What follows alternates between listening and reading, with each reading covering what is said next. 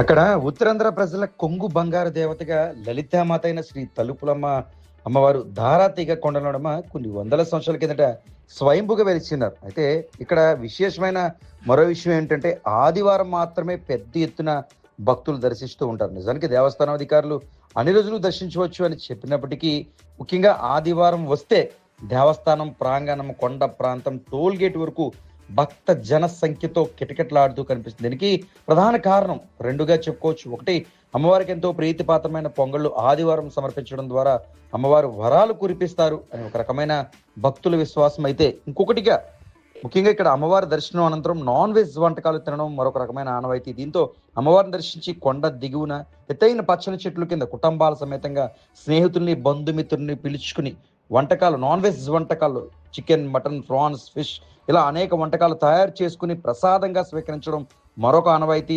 ఆదివారం కలిసి వస్తుందనే ఆలోచనతో ఇలా చేస్తారని ఇంకొక ఆలోచనగా చెబుతారు. ఏది ఏమైనా ఆదివారం వస్తే ఉత్తరాంధ్ర కల్పవల్లి ప్రాంతం అంతా ఆధ్యాత్మికంగా కనిపిస్తుంది.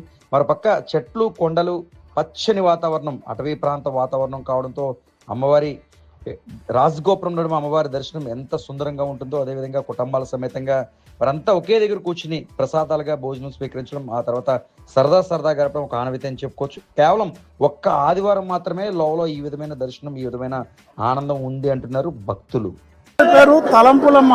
ఈ తలంపులమ్మ వారికి ఆదివారమే విశేషంగా జనం రావడం గల కారణం పూర్వం నుంచి కూడా అన్ని చోట్ల అమ్మవారికి శుక్రవారం అయితే ఇక్కడ అమ్మవారికి పూర్వం నుంచి కూడా వచ్చిన భక్తులు అమ్మవారిని దర్శించుకొని పొంగళ్ళు తయారు చేసుకుని అమ్మవారికి నివేదన చేసి ఆ తర్వాత వాళ్ళు సపంక్తి భోజనాలు చేసుకుని వాళ్ళంతా ఫ్రెండ్స్, కుటుంబ సభ్యులందరూ వచ్చి ఇక్కడ వంట చేసుకుని వెళ్తే వాళ్ళు ఆయురారోగ్యాలతో ఉంటారని చెప్పేసి భక్తులు ప్రగాఢమైన నమ్మకం.